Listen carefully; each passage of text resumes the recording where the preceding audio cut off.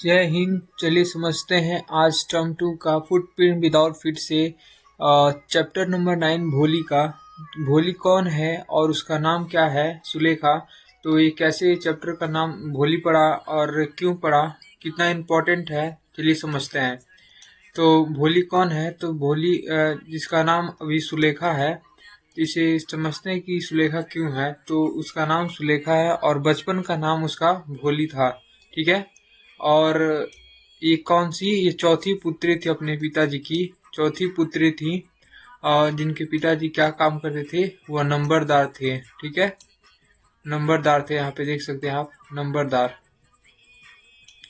और जब वह 10 महीने की हो गई, 10 मंथ्स ओल्ड जब थी, तब वो क्या हो गया, किसी कारणवश उनका वो बेड से गिर गई, जिससे उनका ब्रेन डैमेज हो गया। और इसी तरह उनका भविष्य आगे बढ़ता गया। और जब वह कुछ और बड़ी हो गई, जब वह 2 वर्ष की हो गई थी, तब उन्हें स्मॉल पॉक्स हो गया। स्मॉल पॉक्स जो ब्लैक ब्लैक सा हो जाता है। जब वह कितनी साल की हो गई थी, fair of pretty but she was 2 years old, she had an attack of small pox. जब वो 2 साल की हो गई तो उन्हें स्मॉल पॉक्स का अटैक हो गया। ठीक है, जिसे मादा कहते हैं। और बस उनकी आईज सेव थे, मतलब उनकी आंखें को छोड़ के बाकी सारे शरीरों में इंटायर बॉडी और परमानेंटली डिसफिगर्ड। मतलब कहने का मतलब यही है कि बस आंखें को छोड़ के आंखें सेव थी और बाकी सारा जो भी शरीर था वह परमानेंटली क्या हो गया था, डिसफिगर हो गया था। मतलब देखने में अच्छा नहीं लग रहा था। किसके कारण? स्मॉल पॉक्स के कारण। ठीक है। Little Sulekha could not speak till was 5। जब वो 5 साल की थी तो वो अभी बोल नहीं पाती थी या बोल नहीं सकती थी। ठीक है। उनका जो भी स्मॉल पॉक्स था वो कैसा था, काले दाने की जैसा था, काले काले धब्बे जैसा था, धब्बे जैसा। ठीक है। जब वो 5 वर्ष की थी तब वह बोल नहीं पाती थी और अन्य लड़के उनको चिढ़ाते थे। हमारा फर्स्ट स्लाइड में यही है कि वो बोल नहीं पाती हैं तो उन्हें और दूसरे वहाँ के पड़ोसी उन्हें चिढ़ाते हैं। ठीक है, पड़ोसी के लड़के चिढ़ाते हैं। रामलाल के 7 बच्चे थे। रामलाल के जो जो ये है नंबरदार रामलाल, इनके 7 चाइल्ड्स हैं। ठीक है, यहाँ पे लिखा होगा कहीं, मैं डायरेक्ट आपको बता दे रहा हूँ कहानी। उनके 7 चाइल्ड्स हैं, जो कि 3 लड़के हैं और 4 लड़कियां हैं। ठीक है। सबसे जो यंगेस्ट लड़की है वो है भोली यानी सुलेखा, जिसका नाम अभी सुलेखा है। और उसके लड़कों में सिर्फ भोली को छोड़कर बाकी सब बच्चे स्वस्थ और स्ट्रांग थे। कहने का मतलब क्या है, भोली को छोड़ के बाकी सभी अच्छे हिस्ट पुष्ट थे। ठीक है। लेकिन इसी प्रकार आगे क्रम बढ़ते हुए उनके लड़के जो शहरों में पढ़ने चले गए, जो नंबरदार रामलाल थे उनके जो लड़के थे, जो कितने 3 लड़के थे, वे शहरों में पढ़ाई करने के लिए उन्हें भेज दिया गया। और बाकी जो वहीं से कॉलेज भी किए। फर्स्ट स्लाइड में यही लिखा है। उनकी जो दूसरी नंबर वाली लड़की मांगला थी, उसकी शादी हो चुकी थी और वह सेटल भी हो चुकी थी। ठीक है। और राधा जो कि सबसे बड़ी थी, उसका भी शादी हो चुका था। ठीक है। रामलाल सोच रहे थे कि तीसरी बेटी की शादी कर दूं, जिसका नाम क्या था, और जो कि देखने में सुंदर थी और स्वस्थ थी। ठीक है। जब भोली 7 साल की थी तब मांगला, मांगला कौन है? मांगला रामलाल की बेटी है, जो कि दूसरे नंबर वाली है। लड़की है, उसकी शादी हुई थी जब भोली 7 साल की थी, यानी कि सुलेखा जब 7 साल की थी तब जो मांगला थी, जो सेकेंड नंबर की लड़की थी, उसकी शादी हुई थी। उसी साल गांव में एक निजी स्कूल खुला था लड़कियों के लिए। ठीक है।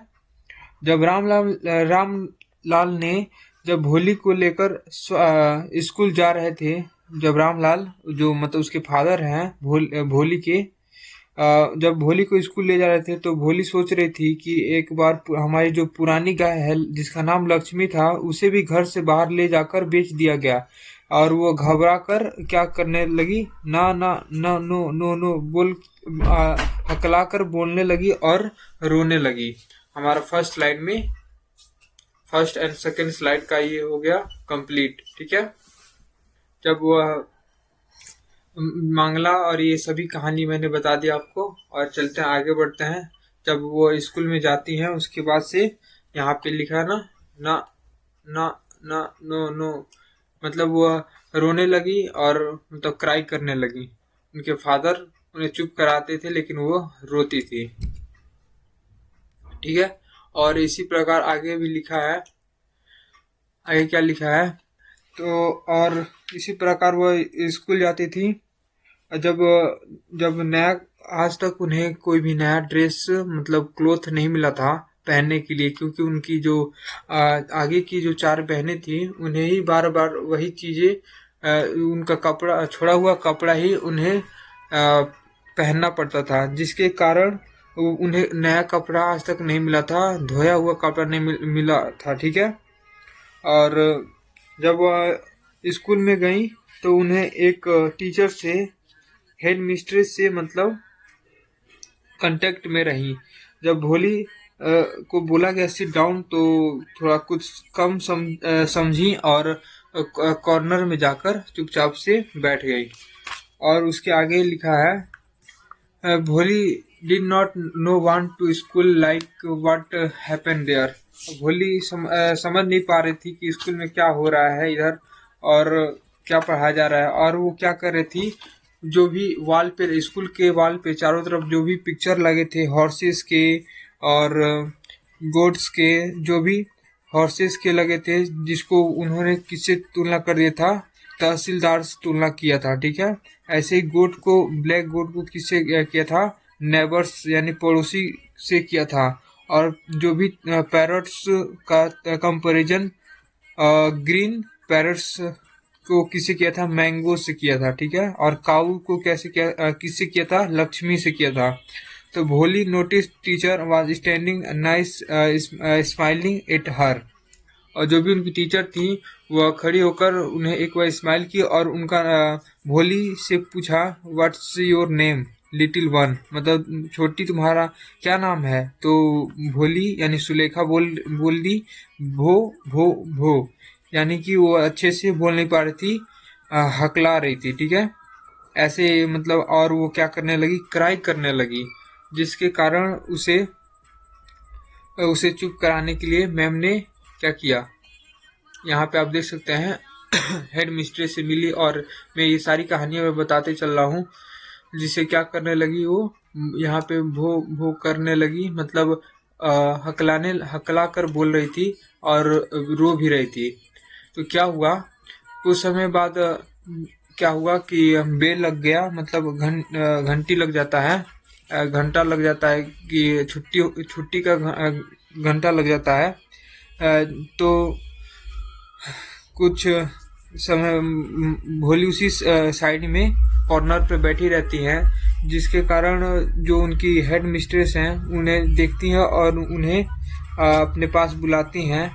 तो आश्चर्यचकित हो जाती हैं कि मतलब बोल क्यों नहीं पा रही है, और वो उसे बार बार बोलती है बोलने के लिए, तो वो कभी उसे अपमान लगता है अपना, और बार बार वो क्या करती है, बार बार वो रोने लगती है, जिससे और हकलाने लगती है।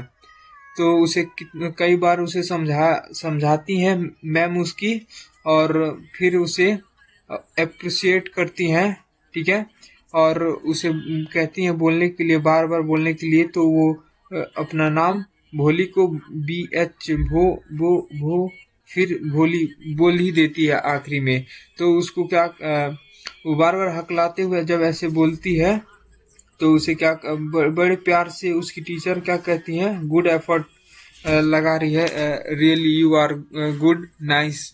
और वो आश्चर्यचकित हो जाती हैं जब वह भोली अपना नाम बता देती है। तो आगे इसी तरह कहानी में ये कहा गया है कि जरा से भी वो हकलाती है और बार बार क्या करती है, टीयर्स रोने लगती है, हार्डन हार्ट।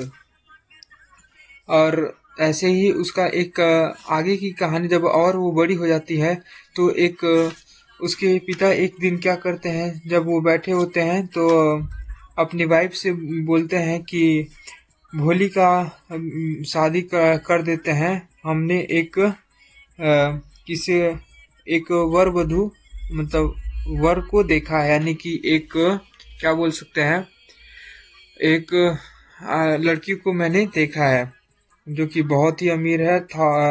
थाउजेंड्स आई हेard थाउजेंड्स इन बैंक्स, बहुत ज़्यादा उसके पास बैंक्स में पैसे हैं और वह काफ़ी ग्रो कर रहा है। इसके अलावा वह फर्स्ट चाइल्ड वाइफ, उसकी उसकी पहली शादी हुई थी और उसकी पत्नी क्या हो गई थी, भाग गई थी।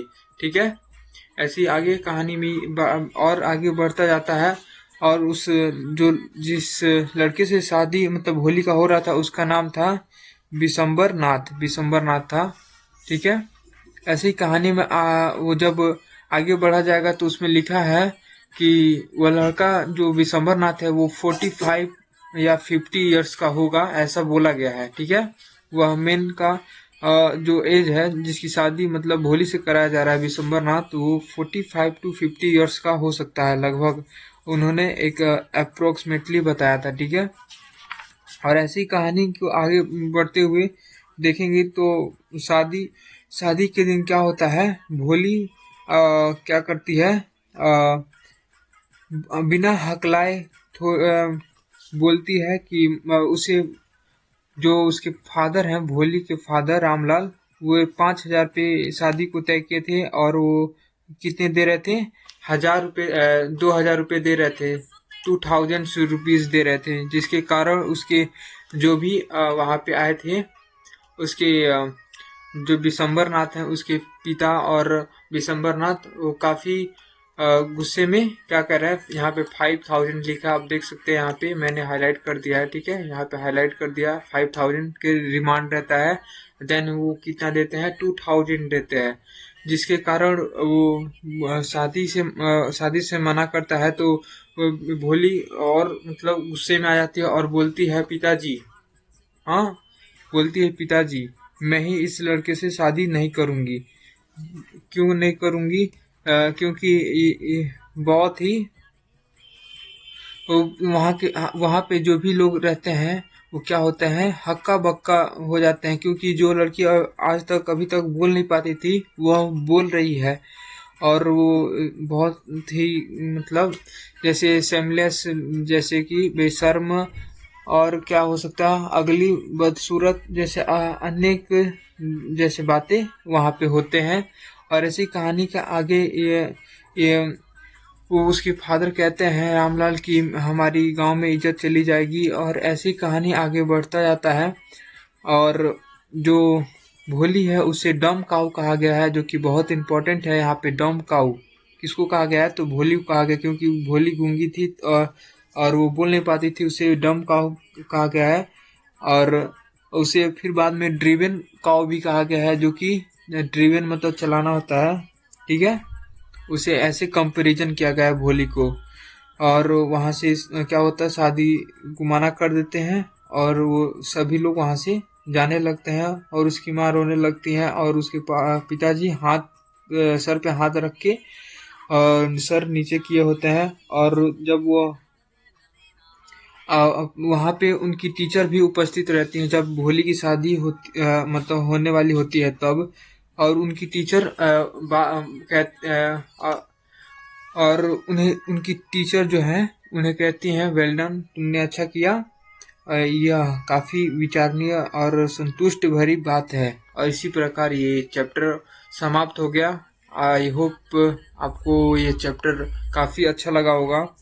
और जो भी इम्पोर्टेंट एक बार बुक में आया है उसे मैं बता दूं। एक तो डम काऊ है, एक ड्रिवन काऊ है जो भोली के लिए बोला गया है, और एक स्टैमर का मतलब होता है हकलाना। ठीक है, एस्टोनिस्ड मतलब होता है आश्चर्यचकित, एस्टोनिस्ड। और स्टील मतलब होता है शैली, फेल्ट मतलब लगा। और ऐसे ही आगे लिखा है सो थिंक मतलब खुददायक, सुखदायक। सोथिंग का मतलब होता है सुखदायक, और स्टैमर का मतलब हकलाना, एफेक्शनेटली प्यार से।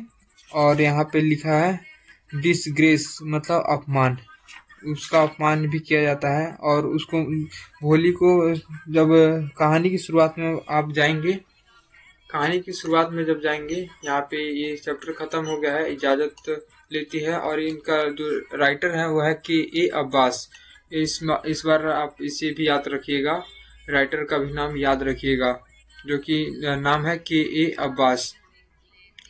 जब भोली जब अभी जब यहाँ पे कहानी की शुरुआत होती है, तब यहाँ पे क्या उसे बोला जाता है, उसे कोई भी पसंद नहीं करता है भोली को। वह अपने आप मतलब चुपचाप अपनी बैठी रहते हैं। यहाँ पे आप देखेंगे, think third Champa they good looking, जो चंपा है वो ठीक मतलब दिखती थी, healthy girl, and it was not difficult to find bridesman, मतलब वर वधु को खोजने में कोई भी परेशानी नहीं होगी। और इसी कहानी के बीच में बोला जाता है कि जो भोली है, भोली को छोड़कर बाकी सभी उस फैमिली में स्वस्थ और हिष्ट पुष्ट है, लेकिन भोली उतनी अच्छी नहीं है। तो आई थिंक आपको समझ में आया होगा chapter in one shot. Thank you.